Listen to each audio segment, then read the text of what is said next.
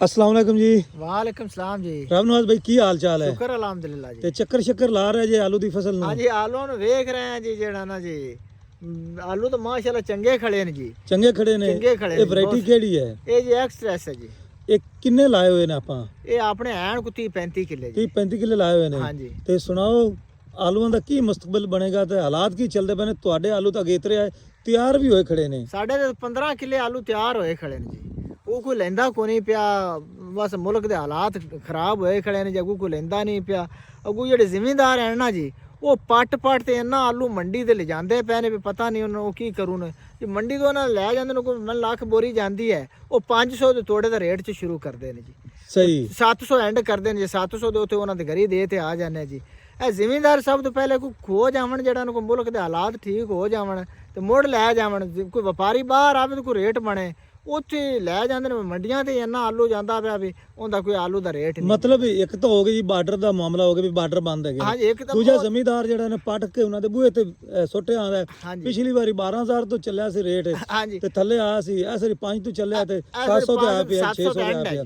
ਤੇ ਜ਼ਮੀਂਦਾਰਾਂ ਨੂੰ ਚਾਹੀਦਾ ਵੀ ਬ੍ਰੇਕ ਲਾਵਣ ਨਹੀਂ ਜੀ, ਤੇ ਕੋਈ ਫਸਲ ਬ੍ਰੇਕ ਦੀ- ਹੀ ਨਹੀਂ ਲਾ ਰਿਹਾ। ਮਤਲਬ ਫਸਲ ਆਪਣੇ ਖੇਤਾਂ 'ਚ ਵੇਚਣੇ, ਇਹੀ ਹਾਂਜੀ, ਮਕਸਦ ਹੈ ਹਾਂਜੀ। ਤੁਹਾਡਾ? ਮੇਰਾ ਮਕਸਦ ਉਹਨਾਂ ਨੂੰ ਮਸ਼ਵਰਾ ਹੈਗਾ ਹੈ ਵੀ ਜ਼ਿਮੀਂਦਾਰ ਮੰਡੀ ਤੇ ਨਾ ਲੈ ਜਾਵੇ, ਵਪਾਰੀ ਬਾਹਰ ਆਵੇ ਤੇ ਬਾਹਰੋਂ ਆਲੂ ਦੇਵਣ। ਉਹਨਾਂ ਨੂੰ ਅਹਿਸਾਸ ਵੀ ਹੋਵੇ ਵੀ ਉਹਨਾਂ ਨੂੰ ਅਹਿਸਾਸ ਖਰਚਾ ਹੋਵੇ ਬਾਹਰ ਕਿੰਨਾ ਹੈ। ਕਿੰਨਾ ਖਰਚਾ ਹੈਗਾ ਜੀ। ਅੱਛਾ, ਕਿੰਨਾ ਖਰਚਾ ਆ ਜਾਂਦਾ ਕਿੱਲੇ ਦੀ ਪਟਾਈ ਤੇ, ਜਿਹਦੇ ਵਿੱਚ ਤੋੜਾ ਬੋਰੀ ਲੇਬਰ ਕਾਸਟ, ਉਹ ਕਿੰਨਾ ਕੁ ਖਰਚਾ ਹੈ? ਉਹ ਜੀ ਤੋੜੇ ਤੇ ਆਪਣਾ ਜਿਹੜਾ ਨਾ ਖਰਚਾ ਤਕਰੀਬਨ ਜਿਹੜਾ ਨਾ 30,000 ਜਿਹੜਾ ਨਾ ਕਿੱਲੇ ਤੇ ਆ ਜਾਵੇਗਾ ਜੀ। 30,000 ਰੁਪਏ ਕਿੱਲੇ ਦਾ ਹਾਂ, ਖਰਚਾ ਹੈ। ਲੇਬਰ ਲੂਬਰ ਤੇ ਪਟਾਈ ਪਟੂਈ ਤੇ ਤੋੜੇ ਤੇ 30,000 ਰੁਪਇਆ ਕਿੱਲੇ ਦਾ ਖਰਚਾ ਹੈ। ਇਹ ਅਗਰ 700-800 ਨੂੰ ਤੋੜਾ ਵਿਕਦਾ ਹੈ, ਇਹ ਤਾਂ 70-80,000 ਨਹੀਂ, ਉਹ ਬਣੇਗਾ। ਤਾਂ ਬੜਾ ਨੁਕਸਾਨ ਹੈ ਨਾ ਜੀ। 700-800 ਨੂੰ ਤੋੜਾ ਵਿਕੇ ਨਾ ਤਾਂ ਉਹ ਖਰਚਾ ਵੀ ਨਹੀਂ ਪੂਰਾ ਹੁੰਦਾ ਜੀ। ਖਰਚਾ ਵੀ ਪੂਰਾ ਖਰਚਾ ਹੁੰਦਾ ਵੀ ਨਹੀਂ ਪੂਰਾ ਹੁੰਦਾ ਜੀ। ਤੇ ਇੱਕ ਕਿੱਲੇ ਤੇ ਵੈਸੇ ਖਰਚਾ ਆਪਣਾ ਕਿੰਨਾ ਆਇਆ ਹੈ? ਇਹ ਤਕਰੀਬਨ ਜਿਹੜਾ 20 ਸਮੈਤ ਕਿੰਨਾ ਆ ਜਾਂਦਾ? 20 ਸਮੈਤ ਤਕਰੀਬਨ ਜਿਹੜਾ 1.5 ਲੱਖ 2 ਲੱਖ ਰੁਪਇਆ ਜੀ। ਤਕਰੀਬਨ 2 ਲੱਖ 2 ਰੁਪਏ। ਲੱਖ ਰੁਪਇਆ ਜੀ। ਤੇ ਉਹਦੇ 'ਚ ਠੇਕਾ ਵੀ ਫਿਰ ਆ ਜਾਂਦਾ ਹੈ। ਹਾਂਜੀ, ਉਹਦੇ 'ਚ ਠੇਕਾ ਵੀ ਆ ਜਾਂਦਾ। ਉਹਦਾ ਠੇਕਾ ਲੈਦਾ ਜੀ। ਠੇਕਾ ਕਰੋ ਤੇ ਜਿਹੜਾ ਨਾ ਜੀ 90,000 ਰੁਪਇਆ ਠੇਕਾ ਹੈ ਜੀ। ਤੇ ਹੁਣ ਜ਼ਮੀਂਦਾਰਾਂ ਦੀ ਕੀ ਹਾਲਾਤ ਚੱਲਦੀ ਪਈ ਹੈ? ਕਿਉਂਕਿ ਪਿਛਲੇ ਮੂੰਜੀ ਦਾ ਵੀ ਰੇਟ ਨਹੀਂ ਲੱਭਿਆ ਸੀ, ਕਣਕ ਦਾ ਰੇਟ ਵੀ ਨਹੀਂ ਲੱਭਿਆ ਸੀ, ਮਕਈ ਦਾ ਰੇਟ ਵੀ ਨਹੀਂ ਲੱਭਿਆ ਸੀ, ਤੇ ਜ਼ਮੀਂਦਾਰਾਂ ਕਾ ਚਲੋ ਫਿਰ ਐਸੇ ਆਲੂ ਹੀ ਲਾ ਦਈਏ। ਹਾਂਜੀ, ਜ਼ਿਮੀਂਦਾਰਾਂ ਦਾ ਤਾਂ ਮੁੜ ਜ਼ਿਮੀਂਦਾਰ ਦੀ ਤਾਂ ਕੋਸ਼ਿਸ਼ ਹੀ ਹੁੰਦੀ ਹੈ ਨਾ ਕਿਸੇ ਫਸਲ 'ਚ ਫਾਇਦਾ ਦੇ ਦੇਵੇ, ਪਰ ਜਿਹੜਾ ਹੈ ਨਾ ਹਰ ਫਸਲ 'ਚ ਨੁਕਸਾਨ ਹੁੰਦਾ ਪਿਆ ਜੀ। ਨੁਕਸਾਨ ਹੋ ਅਗੇ ਰਿਹਾ। ਕਣਕ 'ਚ ਨੁਕਸਾਨ ਹੋ ਗਿਆ, ਮੁੜ ਦਾਈਆਂ ਵਿੱਚ ਨੁਕਸਾਨ ਹੋ ਗਿਆ। ਹੁਣ ਦਾਈਆਂ ਤੋਂ ਬਚੇ ਤਾਂ ਮੈਂ ਕਿਹਾ ਅਸੀਂ ਆਲੂ ਲਾ ਲੈਨੇ। ਇਹ ਆਲੂਆਂ ਵਿੱਚ ਅੱਲਾਹ ਤਾਲਾ ਖੈਰ ਕਰਸੀ ਜੀ ਰਹਿਣਾ।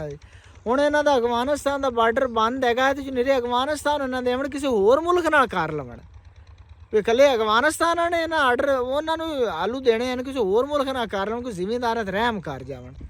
ਖਬਰਾਂ ਸੁਣਾ ਜੀ ਅਫਗਾਨਿਸਤਾਨ ਦਾ ਜਿਹੜਾ ਨੁਕਸਾਨ ਬੜਾ ਹੁੰਦਾ ਪਿਆ। ਅਫਗਾਨਿਸਤਾਨ ਦਾ ਨਿਰਾ ਨੁਕਸਾਨ ਨਹੀਂ ਹੁੰਦਾ ਪਿਆ, ਸਾਡੇ ਜ਼ਿਮੀਂਦਾਰਾਂ ਦਾ ਬਹੁਤ ਨੁਕਸਾਨ ਹੋ ਗਿਆ ਹੈ। ਮਤਲਬ ਪਾਕਿਸਤਾਨ ਦਾ ਵੀ ਬੜਾ ਹੁੰਦਾ ਪਿਆ ਹੈ। ਜੀ ਜ਼ਿਮੀਂਦਾਰ ਹੁਣ ਪਾਕਿਸਤਾਨ ਨਹੀਂ ਹੈ ਨਾ ਜੀ। ਪਾਕਿਸਤਾਨ ਦਾ ਜਾਂ ਜ਼ਿਮੀਂਦਾਰ ਦਾ ਨੁਕਸਾਨ ਹੈ ਤਾਂ ਪਾਕਿਸਤਾਨ ਹੁਣ ਕਿਵੇਂ ਅੱਗੇ ਜਾਸੀ ਜੀ? ਸਾਫ਼ ਜ਼ਾਹਿਰ ਹੈ। ਹੈਂ? ਇਹਦਾ ਮਤਲਬ ਹੈ ਜ਼ਮੀਂਦਾਰ ਦਾ ਨੁਕਸਾਨ ਹੈ, ਲੇਬਰ ਦਾ ਨੁਕਸਾਨ ਹੈ, ਤਾਜਰਾਂ ਹਰ ਚੀਜ਼ ਦਾ ਨੁਕਸਾਨ ਹੈ ਜੀ। ਬਿਲਕੁਲ ਜੀ, ਹਰ ਚੀਜ਼ ਦਾ ਕੌਮੀ ਨੁਕਸਾਨ ਹੈ। ਖਜ਼ਾਨੇ ਦਾ ਨੁਕਸਾਨ ਹੈ। ਹਰ ਚੀਜ਼ ਦਾ ਕੌਮੀ ਖਜ਼ਾਨੇ ਦੇ। ਜ਼ਿਮੀਂਦਾਰਾਂ ਕੋਲ ਕੋਈ ਚੀਜ਼ ਹੋਵੇਗੀ ਤਾਂ ਬਾਹਰ ਪੈਸਾ ਜਾਵੇਗਾ, ਬਾਹਰ ਇਹ ਲੈਣ ਦੇਣ ਕਰਨਗੇ।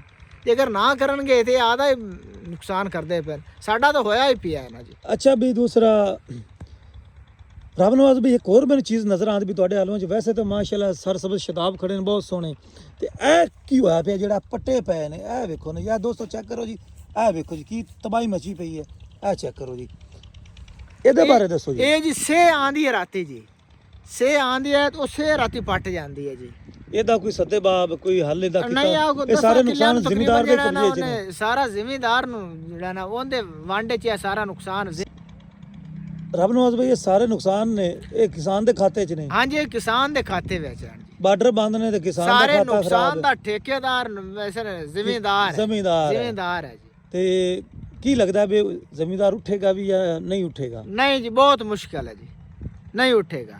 ਜੇ ਅਗਰ ਰੇਟ ਨਹੀਂ ਸਹੀ ਅਗਰ ਰੇਟ ਨਹੀਂ ਸਹੀ ਹੁੰਦੇ, ਕਿਸੇ ਮੁਲਕ ਨਾਲ ਲੈਣ ਦੇਣੇ ਨਹੀਂ ਕਰਦੇ ਆਲੂ ਦਾ, ਤੇ ਬਿਲਕੁਲ ਜ਼ਿਮੀਂਦਾਰ ਖਤਮ ਹੋ ਗਿਆ। ਇਹ ਕਿੰਨਾ ਕੁ ਆਲੂ ਲੱਗਿਆ ਹੋਇਆ ਇਸ ਵਾਰੀ? ਆਲੂ ਬਹੁਤ ਜ਼ਿਆਦਾ ਲੱਗਾ ਹੋਇਆ ਜੀ, ਬਹੁਤ ਹੀ ਜ਼ਿਆਦਾ ਲੱਗਾ ਹੋਇਆ। ਤਕਰੀਬਨ ਸਮਝ ਤੁਸੀਂ 100% ਆ ਦੇਣਾ ਤੇ 100 ਤੋਂ ਪਲੱਸ ਲੱਗਾ ਹੋਇਆ ਜੀ। 100 ਦੀ ਗੱਲ ਲੱਗ ਹਾਂਜੀ, ਗਈ 100 ਤੋਂ ਵੀ ਲੱਗੀ।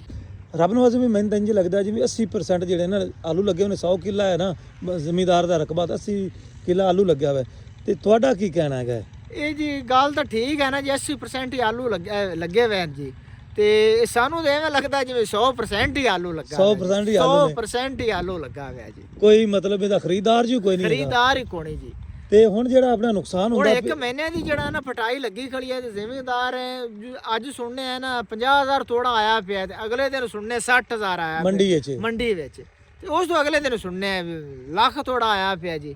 ਅੱਛਾ ਵਿੱਚੋਂ 2 ਦਿਨ ਜਿਹੜਾ ਨਾ ਪਟਾਈ ਡਾਊਨ ਹੋਈ ਹੈ ਹਾਂਜੀ। ਮੌਸਮ ਦੀ ਵਜ੍ਹਾ ਨਾਲ ਹਾਂਜੀ ਤੇ ਰੇਟ 4-500 ਚੜ ਗਿਆ ਹੈ। ਹਾਂਜੀ ਤੇ ਮਤਲਬ ਤੁਹਾਡੀ ਗੱਲ ਬਿਲਕੁਲ ਬਜਾ ਹੈ। ਇਹ ਜ਼ਿਮੀਂਦਾਰ ਰੁਕੇਗਾ ਉਹਨਾਂ ਨੂੰ ਵਪਾਰੀਆਂ ਨੂੰ ਬਾਹਰ ਨਿਕਲਣ ਦੇਵੇਗਾ ਤੇ ਰੇਟ ਕੁਝ ਠੀਕ ਹੋਵੇਗਾ। ਅਗਰ ਨਾ ਨਿਕਲਣ ਦੇਵੇਗਾ ਮੰਡੀ ਤੇ ਜਾ ਤੇ ਦੇਵਣਗੇ ਤੇ ਰੇਟ ਨਹੀਂ ਠੀਕ ਹੋ ਸਕਦਾ। ਉਹਨਾਂ ਦੇ ਬੂਹੇ ਤੇ ਆਪਣੀ ਫਸਲ ਲੈ ਜਾਵਣਗੇ, ਕਦਰ ਵੀ ਨਹੀਂ ਰਵੇਗੀ ਨਹੀਂ ਰਵੇਗੀ। ਹਾਂਜੀ ਤੇ ਰੇਟ ਤੇ ਫਿਰ ਮਿਲਣਾ ਹੀ ਕੀ ਹੈ। ਮਿਲਣਾ ਹੀ ਕੀ ਹੈ।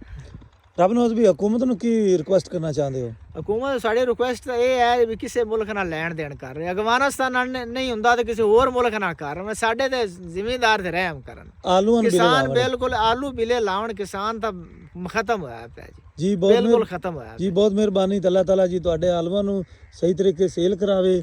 ਤੇ ਬਾਕੀ ਦੋਸਤੋ ਜੀ ਇਹ ਚੈੱਕ ਕਰ ਲਓ, ਫਸਲ ਬਹੁਤ ਚੰਗੀ ਹੈ ਤੇ ਮਾਸ਼ਾਅੱਲਾ 40 ਕਿੱਲਾ ਆਲੂ ਹੈ ਰੱਬ ਨਵਾਜ਼ ਬਾਈ ਦਾ। ਤੇ ਯਕੀਨ ਮੰਨੋ ਬੜਾ ਦੁੱਖ ਹੁੰਦਾ ਪਿਆ।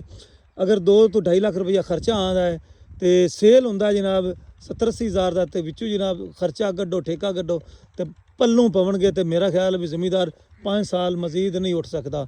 ਤੇ ਹੁਣ ਮੈਨੂੰ ਤਾਂ ਇਜਾਜ਼ਤ, ਤੁਹਾਡਾ ਭਰਾ ਮੀਆਂ ਮੁਹੰਮਦ ਅਫਜ਼ਲ ਬੱਟੂ। ਅੱਲਾ ਹਾਫਿਜ਼। ਪਾਕਿਸਤਾਨ ਜ਼ਿੰਦਾਬਾਦ।